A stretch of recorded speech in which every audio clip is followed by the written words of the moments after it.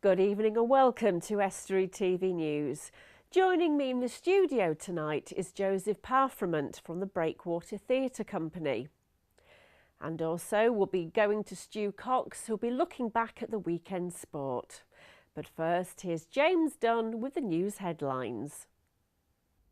Hello and welcome to Estuary TV News. In the headlines today, hospitals miss targets for waiting times in A&E and young musicians are to play at one of the world's most famous music venues. Local hospitals have missed their targets for waiting times in A&E departments. Figures obtained by Estuary TV show that 92.8% of people were seen within 4 hours at the emergency department in Hull and minor injuries unit in Beverley in the week that ended on December the 2nd. It's well below the government target of 95%, which it had met for the previous 3 weeks. Northern Lincolnshire and Goole NHS Trust also narrowly missed the target in the month of November, seeing 94.9% of patients within 4 hours. The Trust met its target the previous 2 months. An unusual remnant of wartime Grimsby has been found inside an old lady's purse bought in Ireland, and now the purchaser wants to give it back. John Carey brought the purse at a street market in County Cork, where he turned it inside out to repair a tiny tear, and he found a small piece of paper in the lining. It was in fact a dog licence from 1940, issued by the Westmarsh Council to Harry Clixby of 114 Chapman Street, Grimsby, for the sum of 7 shillings and 6pence. But Mr Carey is now looking for the family of Mr Clixby so he can return the purse and the licence back to its original home. The closure of Springbank West in Hull is expected to cause serious traffic problems in the area from today. The major road was closed at 7:30 this morning for improvements to the rail bridge above it. Diversions have been put into place via Calvert Lane, Anlaby Road and Albert Lane, and drivers have been advised to consider their route before taking to the roads. Some traders have protested that it will have a negative impact on business during the crucial Christmas period. However, it is a quieter time for the freight line, which does not carry passengers but is used less during the winter holiday. The weekend couldn't have gone much better for proud parents Keith and Judy Clifton as they watched their son go through to the Strictly Come Dancing final and their daughter become a world champion. Kevin Clifton and Susanna Reid got the second lowest judges' score on Saturday night, but their popularity pulled them through and they avoided the dance-off. Meanwhile, Kevin's sister Joanne won the World Professional Show Dance in Murano, Italy, with parents Keith and Judy in the crowd. Keith said that they were over the moon and couldn't be prouder of both of their children this weekend. A senior firefighter said the service continues to be tested by a dispute with unions that prompted officers to go out on strike last weekend. Humberside Fire and Rescue were reduced to 50% capability on Friday and Saturday evening when officers manned the picket lines. It's not the first time that they've decided to strike over a dispute over pay and conditions, and it may not be the last as it remains unresolved. Deputy Chief Fire Officer Dean Sanders said the service continues to be tested but has drawn on the skills of the community to get it through. They have managed to cope using the efforts of current staff and reservists, which he said are very much appreciated. Police are looking for an armed robber who tried to hold up a Caister fish and chip shop with a gun at the weekend. The man walked into the shop in the marketplace with what is believed to be an air rifle and demanded money at 8:05 p.m. on Friday night. The staff refused and the man fled the premises, but employees were said to be shaken by the event. The assailant is believed to be in his 20s to mid-30s, white, of medium build and 5'7" to 5'10" inches tall. If you know anything about what happened that night or saw the man, call 101 and quote reference 474 of December the 13th. North East Lincolnshire Council has called a special meeting to discuss speed cameras on Peaks Parkway and Grimsby Town's proposal to build a new stadium just off the same road.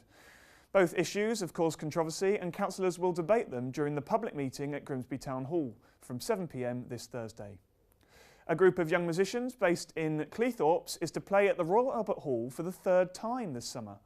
Sign Hill Strings were spotted by an adjudicator at Cleethorpes Music Festival in 2009 and got the chance to play in the Bernardo's Young Supporters Concert at Leeds City Hall in 2010, then at the Royal Albert Hall later that year. Dedicated teacher Francesca White told the children it would be the experience of a lifetime. but they've played the iconic venue since, and it's now been confirmed that they'll play again in July next year. The first time we went, I said, this is a once in a lifetime. And then I said, you'll never get to do this again. We went the second time, and then there we are. So I don't think they believe me now when I say they won't get to do it again, but it's really memorable.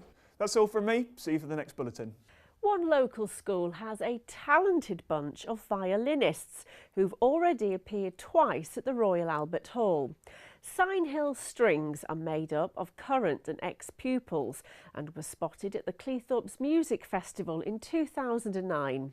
Currently, they're preparing for their third appearance in London. We sent reporter James Dunn to meet them. Young musicians all over the world hope and dream that one day, if they practice hard enough, they might play at the Royal Albert Hall. But for some of these children, well, they're on their way to play the venue for the third time. That's more than the Beatles. Playing at the Royal Albert Hall is really amazing because you get to stay there for the night or so, watch a musical or something, and then you're playing at the hall for the night, so it's really fantastic.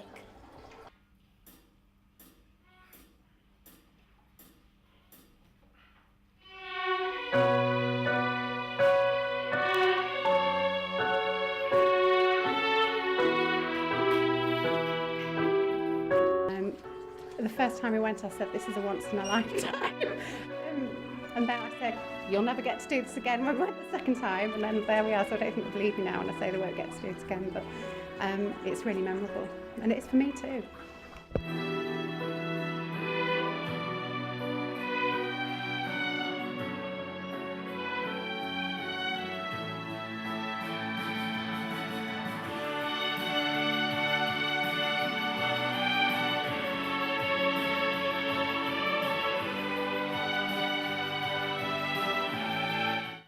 Many of these children started learning with Francesca 9 years ago, and she struck the right chord with this young man, who has now applied to study at some of the country's best music colleges next year.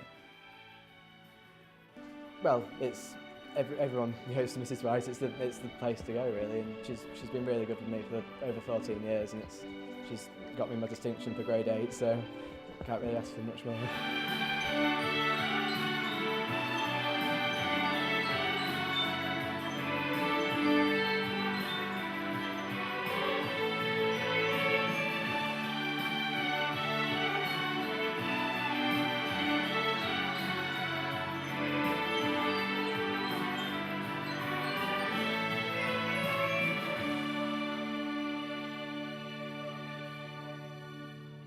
Now, as we're finding out, there's a lot of local talent in our region. Joining me in the studio now is Joseph Parfrement, actor-director from the Breakwater Theatre Company. Welcome, Joseph. Now, you're currently looking for new talent, aren't you? Is that specifically actors? No, I mean, at the moment we do have an audition day coming up in January, so we are looking to increase our sort of roster of actors. But we also look for new writers all the time. We, as a company, are trying to promote new writing as well in the area. So we're always looking for both. But at the moment, we are also concentrating a lot on actors at the moment to really boost, you know, the sort of types that we have. Okay. So what types of actors do you want? All types, really. I mean, because we have lots of new writers writing pieces for us, you never know sort of what they want, so it can be sort of an old to young, or every mix of ages and types really. It's important that we've got those. And you've only been going since March, so a relatively new company in the town. I mean, how have things been going? Brilliantly. I mean, we're getting busier and busier. We're getting more people coming to see us. I mean, it started off originally with Sarah Beasley and Andy Evans sort of running the company, and it's got bigger and bigger. So they've asked myself, Ben Parks, and Karen Richardson to come and join them to sort of help run the company because it's expanding. And another reason we're looking for actors and new writers as well. It all sounds exciting. So actors of any age, any gender come along for these performances. Do they need to have acting experience? You know, we like to work with people of all sorts of levels. I mean, if you've got the talent there, that's why we're holding this audition day. You know, we can judge, you know, and see if you are capable of acting sort of professionally as well in the future. You know, it's a great launch pad for people as well. So really, as long as they contact us, you know, they'll be able to come along to the auditions and we'll get to really see what they can do. Okay, and also you're obviously doing these bi-monthly new writing nights. Yeah. Just talk us through then. You're looking for writers, and again, do they have to have any experience? No, not at all. I mean, we've worked with, you know, professional writers and those who have just sort of taken an interest in it. We put on 6 individual 10-minute pieces per night on our nights. Our next is the 5th of February at the Old Clee Club. And what happens is, you know, people will submit a script for us to have a look at, and, you know, we might send back and suggest some alterations to the piece. But, you know, as long as it's to a high enough standard to put on, it doesn't really matter if you're a professional writer or not, if the script's good. And again, it's a great way to break into that industry, Definitely. isn't it? If you can say that you've had a play sort of performed by actors and has been put on, that's a great thing to put on your CV. And I mean, the talent that you've got coming through, I mean, just talk about some of the productions you've already had then that have probably been as a result of your new writing nights. What have you already done?